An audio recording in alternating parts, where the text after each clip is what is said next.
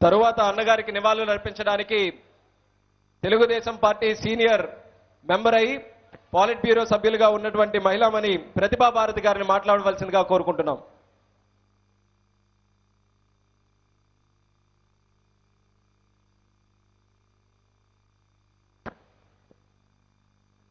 సభకు నమస్కారం. అన్నగారికి జన్మదిన సందర్భంగా నివాళులు అర్పిస్తూ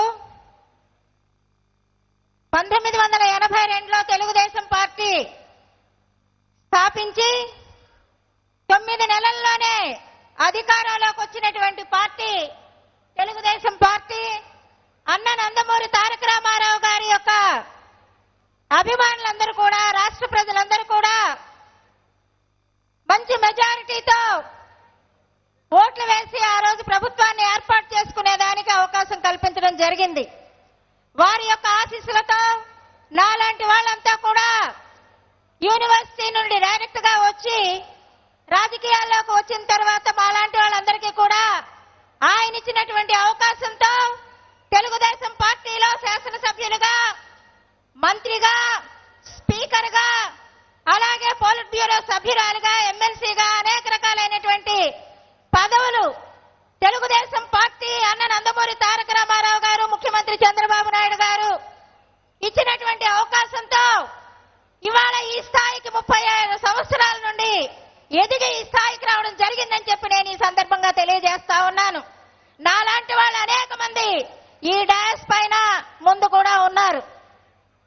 తెలుగుదేశం పార్టీ పెట్టిన తర్వాత, అధికారంలోకి వచ్చిన తర్వాత 1983 నుంచి కూడా 2 రూపాయల కిలో బియ్యం, అలాగే రూరల్ హౌసింగ్ ప్రోగ్రాం 6,000 రూపాయలతో 1983లో ప్రారంభించారు. అలాగే వితంతువులకు పెన్షన్లు 30 రూపాయలు, వృద్ధులకు పెన్షన్లు 30 రూపాయలుతో ఆ రోజు ప్రారంభించారు. Welfare programmes, social welfare, residential schools కూడా రాష్ట్ర వ్యాప్తంగా 46 రెసిడెన్షియల్ స్కూల్స్ విత్ 200 స్ట్రెంగ్త్ తో సోషల్ వెల్ఫేర్ రెసిడెన్షియల్ స్కూల్స్ ఇచ్చినటువంటి ఘనత అన్న నందమూరి తారక రామారావు గారిది. అలాగే ఇవాళ మనం 100 రెసిడెన్షియల్ స్కూల్స్ ఏర్పాటు చేసుకుంటున్నామంటే ముఖ్యమంత్రి చంద్రబాబు నాయుడు గారిదని చెప్పి ఈ సందర్భంగా నేను తెలియజేస్తా ఉన్నాను. అంతేకాకుండా షెడ్యూల్డ్ కులాలు, షెడ్యూల్డ్ తరగతులు, వెనుకబడిన జాతుల వారు, ఆర్థికంగా వెనుకబడినటువంటి వారు, అలాగే ఎంతో మంది నిరుపేదలు ఉండినటువంటి వారు అందరికీ కూడా అన్ని రకాలుగా వెల్ఫేర్ ప్రోగ్రామ్స్ ఇస్తూ ముందుకు వెళ్తున్నటువంటి ముఖ్యమంత్రి చంద్రబాబు నాయుడు గారు.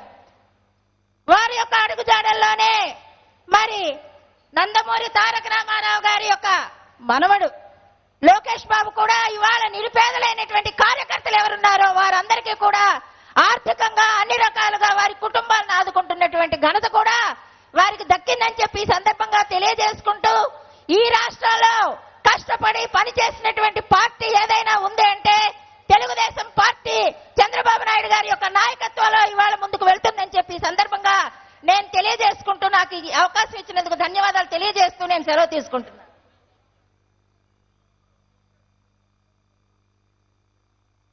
ధన్యవాదాలమ్మా. తదుపరి